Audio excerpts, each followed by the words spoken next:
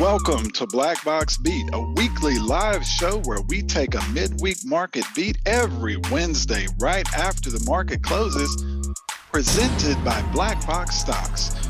We will give you insight, perspective, trends, teachable moments, and news you can use to beat the market. Black Box Beat starts now.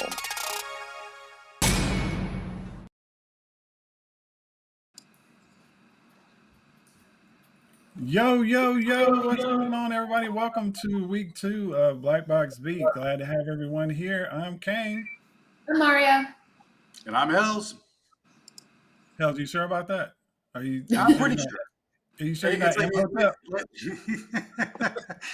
Last time I checked, I'm still Hells, but I'm still the donkey in the picture, so that's never going to change. But this, it's kind of interesting.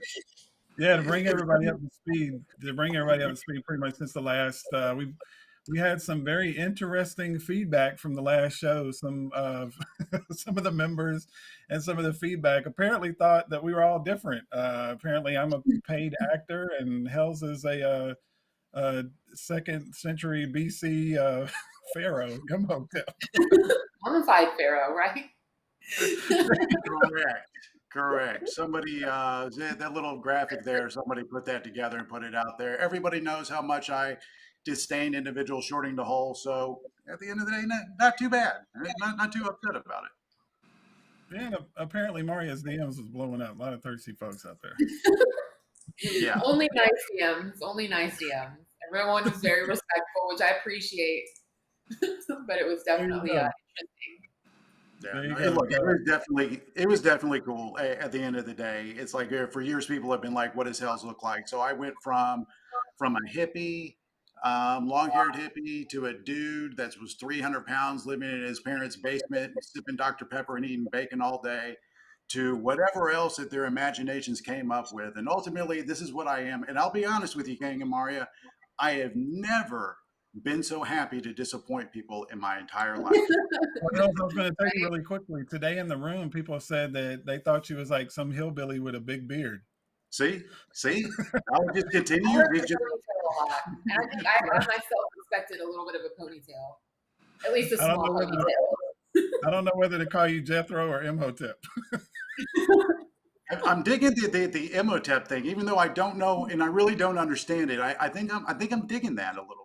I think I'm okay with that. Sure. So all right, so that's what was trending, at least a little bit, a little kind of shorter, but we did. All right, so what is trending now? Trending now, we had some pretty big events take place. One in particular this week that we have been kind of waiting for a little while, gearing up for, was Powell testifying in front of Congress. I think one of the things that was really most interesting about it is everybody had certain levels of expectations on how that would go down and what would happen. From a flow standpoint, it was really, really mixed, people making bets on both sides. But ultimately, the question when you have an event like that is, what did we learn? What did we learn? And I think at the end of the day, we learned really nothing if we think about it. If inflation continues to go up, rates will go up. Okay. If they raise rates too much, we get a recession. Okay. So it's like, all in all, in listening to the back and forth and understanding, the Fed, it would appear, wants to take a measured response. But I think because we're living in this fast food nation where everybody wants everything right now, it becomes a little bit difficult. I think the highlight for me was Elizabeth Warren yesterday, basically holding Powell's feet to the fire, saying, "Hey, your target puts 2 million people out of work. Do you have anything to say to them?" And he was speechless, because what are you going to say? Think about that. When you actually quantify the number of 2 million people losing their job, it makes it a little bit different, because that's, our family. I wouldn't necessarily say that he was speechless. He did respond back to her, but I think that if I was going to summarize what he said, I'm going to quote Star Trek on this: the needs of the many outweigh the needs of the few. And yes, it is kind of an unintended consequence of raising rates. You're going to have people out of work. But as he was talking to her, he said, you're going to have maybe 2 million people out of work, but what's more damaging to the economy? 2 million people out of work, or 300 plus million people that are paying, way more, like for goods and services. And so I think we all know that the bigger risk is letting inflation get entrenched in the economy and having 5 to 6% rates. That would be more damaging than the folks being out of work. I think that there's an in between there. It's like, look, I think a lot of it is theory and debate. That's what we're dealing with is theory. They're going back to a 1970, 1980 playbook with circumstances that are completely different.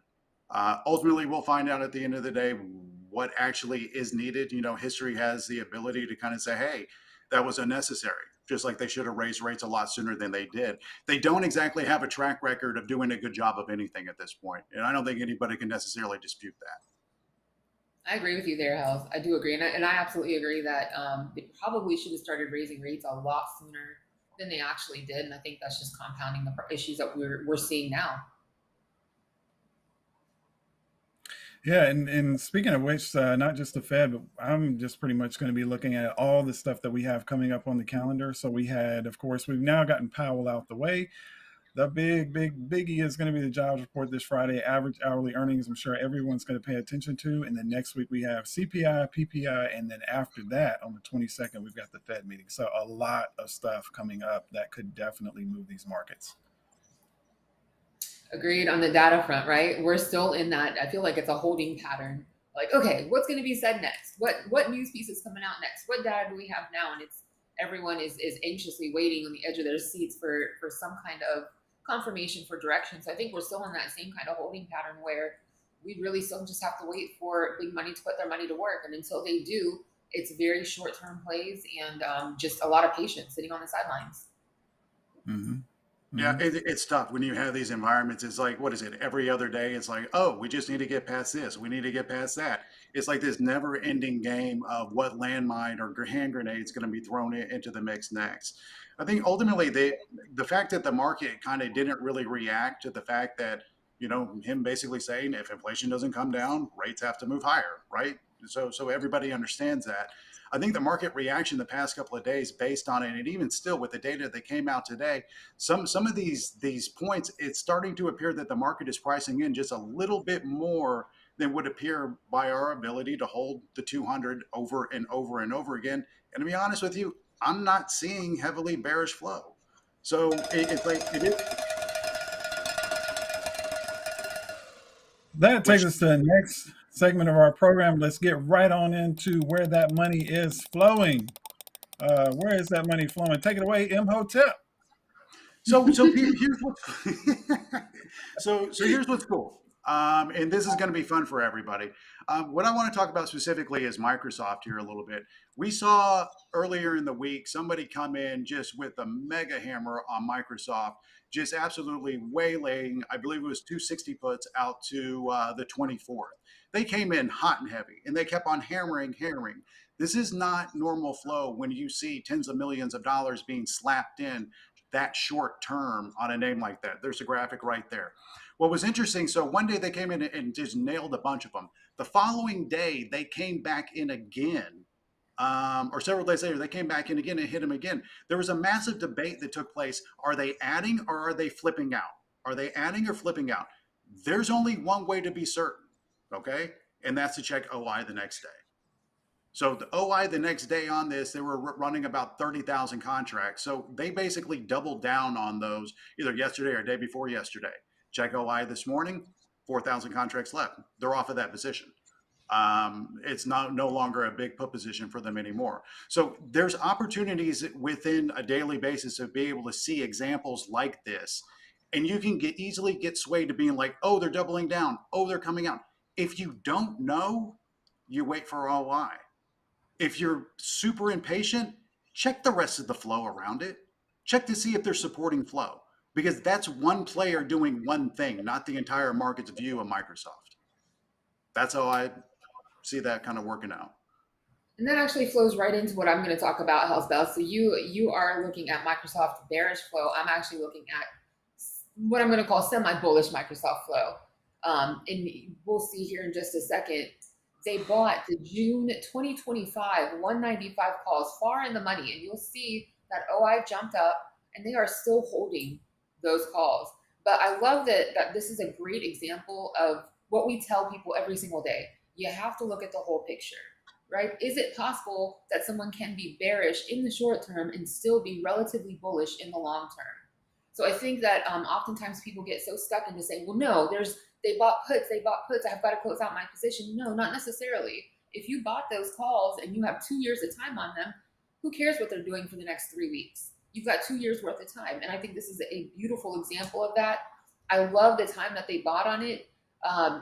If you notice, they bought really far in the money. So what does that tell us? That tells us that this is a stock replacement, which means that they're reducing capital exposure, market exposure. They're protecting cash. They're taking some cash out of the market and replacing it via contracts or via calls, right?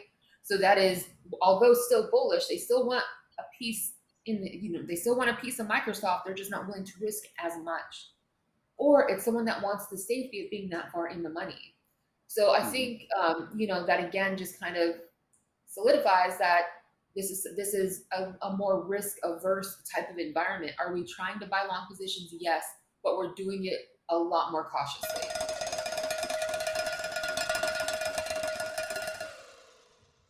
Boom. So that takes us to our next area, Shag, Marry, Kill, folks. Shag, Marry, Kill. So before we get into this segment, let's kind of lay some ground rules, folks. We had a couple of people that were a little confused after the last broadcast. And so let's try to figure out what does Shag, really quickly, what does Shag, Marry, Kill mean? Shag basically means that we are going to get into something or looking to get into something short term, usually like under a month. And that can be shagging up or down, usually a quick scalp up or down. Marry means that we are at the altar. We're ready to put a ring on it. We are going to be in something a month or longer, right? And that could be short or long. And a kill usually means that we are in a position and we are ready to kill it. We are ready to exit, get it out the way, move on, and find something else. So now that we've got those things out of the way, let's get right on into it. For me, I am going to be looking at Apple. Apple right here, I like the way it is setting up. You can see it's broadening out megaphone here on the 4 hour. You've got that area of resistance up there around 153.60. I've got an area of support right there around 151.30. And so we bounced off of that here recently. I'm actually put on the trade today, put it on with a little bit of time. I'm shagging this one. And shagging this one, went out to next week, bought some puts. So we'll see how that works out. But I'm a shag here for Apple. It's a shag for me too. I love the company. I love all things Apple. However, I think that if you're looking for a decent long entry, I think we'll have opportunity to get in lower. So it's a shag for me. Yeah, it's definitely a shag for me, but I'm flipping the other way with the shag. In a lot of ways, I want to go ahead and full on marry it. Just not seeing the flow for the push of the downside at the moment. I agree. For me, let's talk about Weight Watchers, right? So Weight Watchers was big news yesterday. Well, that I think the news either came out after hours the day prior or pre-market yesterday. Weight Watchers bought telehealth company Sequence, and Sequence uses physicians to prescribe Ozempic, which Ozempic is basically the key word to use. It's the equivalent of using AI in the tech world, right? So Ozempic is that magic word. I think this is a great thought process for Weight Watchers. If you look at what you're looking at right now is a 5-year chart. They're at 5-year lows. They obviously, at one point were doing really well, and it's just not been working out well for them. Earnings were crap. And I think this is a great opportunity for them to bring something into their model to really help them. So I picked up January 2025 $7.50 calls. It is a marry for right now, and that is because I don't expect them to realize these profits from using Ozempic with their clients for at least 3 to 4 quarters. I'm going to shag it with you, or actually you're marrying, I'm shagging. I like it. If you've watched Wheel of Fortune, at any time, any of them damn commercials, you hear that. As soon as she said Ozempic, I thought about that damn like commercial, and it's like all in my head. I won't say it here to give you an earworm, but it's like they're hypnotizing me into buying this damn thing. So I'm gonna shag it too. Yeah, I'm a kill on this one. Unfortunately, it's like I'm looking at a company that has one of the worst business models and is losing ground in every way, shape, and form. I hate to go against Maria, but this is one of those companies you bet on management. They've done not. Look at that chart. They haven't done anything right in a million years. I don't expect for them to start slinging drugs to be the magical bullet for them to go ahead and get over the top, especially with the level of competition that's out there in their space and marketplace. For me, any pop to the upside has to be killed until they prove otherwise. All right. So let's get into another one. This is Walmart. Walmart for me has always been one of those kind of inverse indicators when it comes to the market. It has the ability to move higher, even if the market is pushing down. The overall narrative and concept behind this, if the commies are going to try to destroy our economy and destroy the consumer, the one thing that both commies and other people do need at the end of the day is underwear. So I am logging Walmart out through ER. These stalls they were picked up today. We got into, I think, believe it was a 240, no, the 145s out to May 19th, I believe. So I'm getting in there. I've bought off of this 38 level before. It's worked out well. Ultimately, this is a defensive play to the upside for me. The commies are coming. So I'm going to get some Walmart. I will shag it, even though I absolutely hate going to Walmart. I hate it to the point where I will drive 4 miles out of the way to go to somewhere else to not have to go to Walmart. You can't even park there. So I don't like going to the store, but people do need necessities, and Walmart's, price points, it works for most income levels, and for that reason only, I will shag. I'll be really quickly on this one because I know we're at the end of the segment. I had to put on my tinfoil hat because when you say commies, that made me sound like that sounds like Wall Street bets. So I put on my tinfoil hat because it's like they're trying to get my brain, commies. Anyway, Walmart, I'm with you, Hills. I think that everybody needs necessities. Can I help you with your cheap shit? I'm going with Walmart. Right on. Shag. Right on. All right. Well, we swept it. Not bad.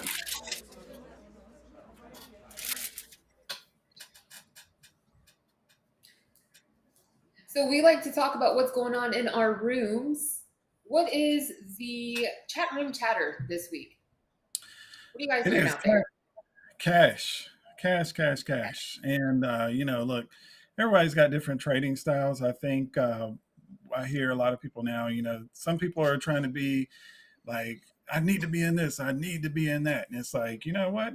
We say all the time, cash is a position. It's okay to scalp and swing and do everything that you want to do, but especially if you're newer out there, cash is a position, folks. You don't have to be in anything all the time. We've got all of this data that's about to hit the tape, all these different things that could really move things around. So, if you're really kind of on the fence about what to do, just know that it's okay to sit in cash. Yeah. Look, I think for me, ultimately, it goes back to risk management, right? It's like I don't share bank accounts with anybody, and it goes back to risk management. And what I did see were a lot of people that were looking at overall doom and gloom, screaming that they were all cash, all cash, all cash. That's all I heard when we put in the bottom back in October. One hell of a run to be in all cash and to have not have kind of fed the machine. So at the end of the day, you have to understand your risk management. If you're a trader, scalper, in and out all day, all cash is your thing. Cash, while it is a position, just like you can't be overextended as far as having too much money in, you can't be underextended either as far as not having enough in if you're actually an investor and looking to grow exponentially through time. So the concept of cash is like, a lot of people said that they were all cash back in October. Right now, that's not looking real smart. That's what I have to say about cash. So I agree with both of you. Risk management, it definitely boils down to risk management and making sure that you're taking on the appropriate amount of risk. And I've always been an advocate of cash as a position. I think especially for newer traders who are trying to force trades in this kind of environment and just can't. I think that being cash has definitely helped save them. And I do understand the flip side of that, where there's a lot of people that feel like they come in every single day, they want to trade, and they sit down at the computer and they get frustrated with not being able to do what they're sitting down to do, and that is trade. but I can't emphasize how much I believe in cash as a position, because at the end of the day, if you don't have conviction in what you're seeing in the chart, and what's happening in the market, you're always going to be better off sitting on hands. I would much rather you miss out on a trade than take a trade just because you feel the pressure, if that makes sense. No, it totally makes sense. But I think, 100%. yeah, 100%. And again, we love hearing from our members. We love the questions that you give us. We have a member from Padwan, or a member named Padwan, with a question that says, I have a small account and keep getting shook out of trades for a loss, only to watch the trade work out after I get stopped out. How can I fix this? So first things first, I would be curious to know what kind of size you're trading with. If you're trading more than one contract, it's time to get back to basics. One contract at a time, small gains. Use your stops to help you navigate that trade. As far as watching that trade work out after you get stopped out, unfortunately, get used to that feeling, because it's going to happen all day, every day. We constantly deal with that as traders. We get out and the thing will turn around and go the direction we wanted it to, or it'll continue to keep moving. And that's just a feeling you're going to have to get comfortable with. Our job as traders, again, is to manage risk. We're not here to get in at the very bottom and out at the very top, and vice versa. Our job is to get in, get a little bit of green, and get out safely. So I think it's okay. Don't let it frustrate you. But let's go back to basics. Small contract size, small gains. We don't need home runs. We just need little base hits. yeah, I totally agree with everything that you said. It's like, look, for a small account, you have to be nimble at the end of the day. At the same time, you can't trade scared. And I think that's one of the things that really messes with people's emotions a lot, is trading scared. And with that being said, what I like to do, whether I have a big account or a small account, my first position that I open is not max size ever. Doesn't matter what it is. It's like, I do not max into a position. I enter no matter what the position is. I enter with the idea of buying more, always. So if you keep that in mind and you keep something on deck to be able to play with, then you can go ahead and be like, okay. The other thing with a small account, you cannot be impatient and sit there and play weeklies and expect to win. You need to have a real long-term plan in order to grow an account. If you're playing 0 days, I don't care if you got $100 account or a $10 million account, you will not make it. You will blow up your account. You cannot do that. You cannot.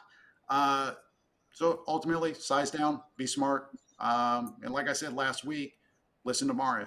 That's all you got to do. Just listen to Mario. I agree with you, Maury. I'm definitely of the same cloth there. I think have a plan first and foremost. Make sure you size down. Even if you got to trade one contract, take the long view here, because your idea or the goal is that you want to get a process down that works for you, and sometimes you can't do that if you're trying to swing for the fences. So slow down, have a plan ahead of time, and you'll get it. Take the long road.